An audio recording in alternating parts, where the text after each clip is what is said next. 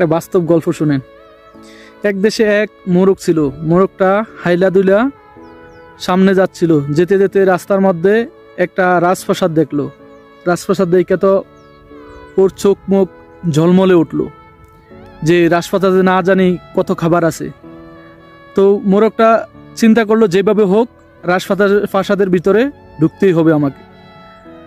তো যখন মোরগটা রাজপ্রাসাদে ঢুকলো, রাজপ্রাসাদে ঢুকার পরে রাজপ্রাসাদের লুকে মোরগটাকে ধরে অমনি জবাই করে মোরগটাকে খেয়ে ফেললো। তো আসলে বাস্তব কথা এটাই যে আমি তো আসছি বিদেশে, ভালো কথা, এই প্রবাসে সৌদি আরবে অনেক দালালের মাধ্যমে অনেকে চক্রান্তের শিকার হয়েছে।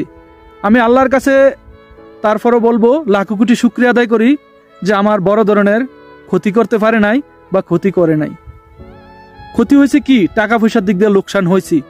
তো এটা হচ্ছে জীবনের বড় একটা শিক্ষা।